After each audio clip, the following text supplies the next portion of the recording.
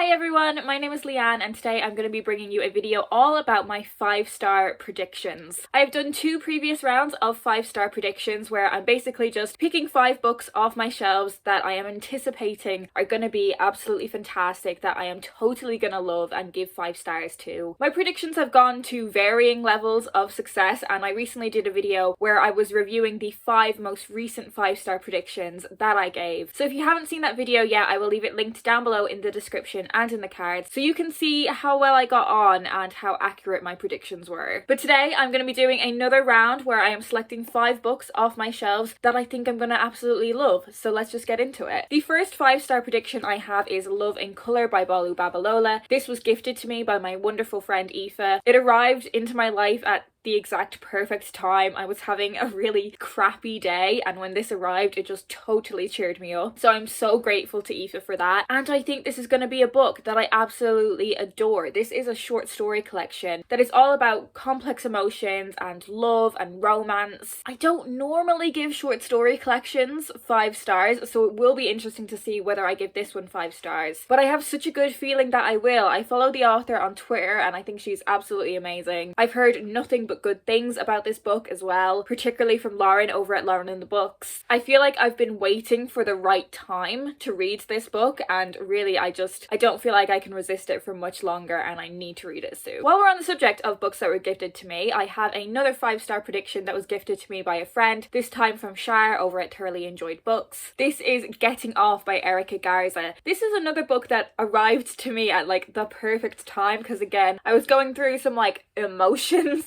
and the arrival of such a lovely gift just really cheered me up. This is a non-fiction book, and it's the only non-fiction book on the list, but it is about one woman's journey through sex and porn addiction. I really enjoy reading non-fiction about these kinds of topics around sex, sexuality, gender, about the sex industry, all of those kinds of topics, but I've never read a book that was about this particular subject, and I think when we consider that topic we often think about men and not women. So I think this is a book that I'm going to find really, really interesting, and also it is quite a slim volume and I do love a short book. My next 5-star prediction is Snowflake by Louise Nealon. This book has just come out and this is a proof copy, and when I heard about this book I was just so confident that it is something that I would love. It is just, there's so many things about this book that are just like Leanne catnip. This book is about an 18-year-old Irish woman who lives in quite like a rural area. Her family like run a dairy farm and she is moving away from her family to go to Trinity College in Dublin. I love books about people taking those first steps into adulthood. There's been quite a bit of buzz around this book in like publishing circles as well, but books about young women, particularly young Irish women, trying to figure out how to navigate their lives is something that I'm always going to be drawn to in books, so I definitely have very high hopes for this one. I feel like this next one is kind of cheating, but this is The Lockin by Phoebe Luckhurst. This one doesn't come out until, I think it's July. Yeah, it doesn't come out until July, but I did read probably about 100 pages or so of this, maybe half of it, quite a while ago. I read it when it was going around on submission, so I read it in a like very early manuscript form and I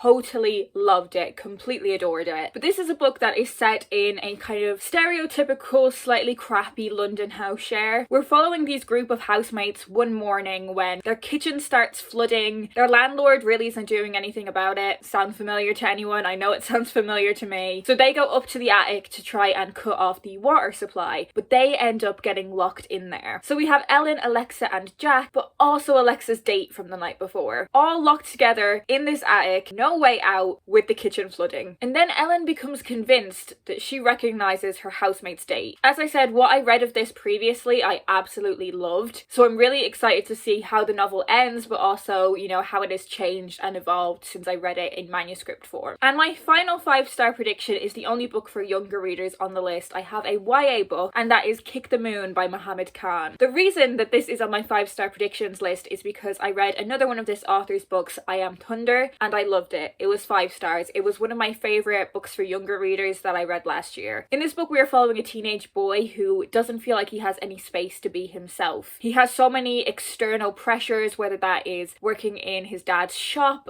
his like troublemaker friends, the pressure from his upcoming exams. He just doesn't feel like there's any space for him to be who he is until he meets a kindred spirit in Kelly, who is done pretending to be someone she's not and pandering to other people. Then I believe something quite sinister happens and there is some sort of toxic bet that the teenagers become involved in, but I think this is just going to be so brilliant. The author was a teacher, so you can tell that they really know, like, they know teenagers well. Like, it doesn't feel, sometimes I think when you read YA books, it's like, oh, do you actually know any teenagers? Whereas I definitely didn't get that kind of vibe from Muhammad Khan's book. So this is actually the only book on the list as well that I have read one of the author's previous books. You'd think that would be a pretty good litmus test for whether I'm going to give something 5 stars or not. But the other 4 books I haven't read anything by that author before. So there we have it. These are my 5-star predictions. Do you think I'm gonna love these books? Have you read any of them before? Let me know if there is a book on your TBR that you are really excited to read and you think you're gonna give 5 stars to. I'm not sure how long it's gonna take me to read all of these books, but once I do, I will do a video where I review all of them together, like I did for the 2 previous rounds of my 5-star predictions. So yeah, keep your fingers crossed for me. I hope I know my own reading tastes well enough to give solid predictions for myself, but we will see. That's all I'm going to talk about today. I hope you guys are doing well, and I will speak to you in my next video.